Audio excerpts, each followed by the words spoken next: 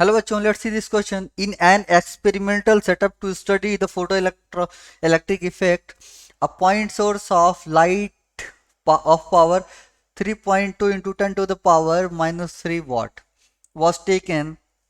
The source can emit monochromatic photons of energy 5 electron volt. It located at a distance 0.8 meter from the center of a stationary metallic sphere of work function 3.0 volt.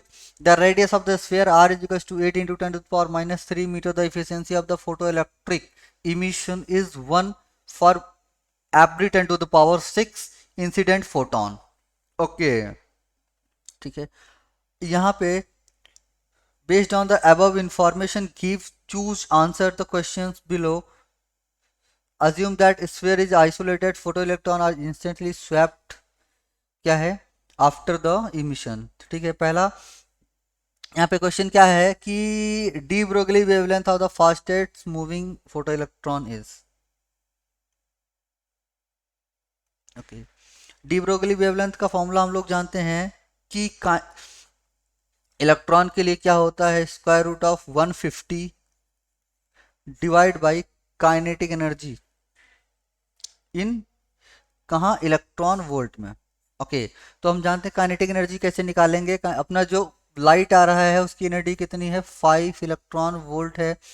अच्छा, तो Einstein equation से हम जानते हैं कि E equals to क्या होता है हमारा 5 प्लस काइनेटिक एनर्जी मैक्सिमम में. काइनेटिक एनर्जी मैक्सिमम में क्या हो जाता है, ब्रेक हो जाता है. हम जो एनर्जी देते हैं कुछ तो प्लेट ले लेती है और जितना बचता है वो क्या, काइनेटिक एनर्जी मैक्सिमम हो जाता है. तो यहाँ से 5 इलेक्ट्रॉन वोल्ट हमने दिया तो ये दो पार्ट में ब्रेक हो जाएगा. तो यहाँ से क्या अपने को 5 पता है ना, 5 प्लस क्या के ई मैक्स लिख सकते हैं, के ई मैक्स. अपने को के ई मैक्स निकालना है तो K E max is equals to 5 minus 5. तो K E max is equals to क्या हो जाएगा, K E max is equals to 5 minus 5 electron volt minus क्या, minus 5. 5 that means what, 5 is 3, 5 is nothing but 3 electron volt है ना. 5 is nothing but 3 electron volt. तो यहाँ पे क्या हो जाएगा, 3 electron volt minus that means 2 electron volt K E max. Now you will put here then 150 divided by 2 whole over square root, it is whole over square root, then you will get roughly 8.69 angstrom. 8.69 angstrom, that is B option is the correct option because B is the matching of with our answer and our answer is correct.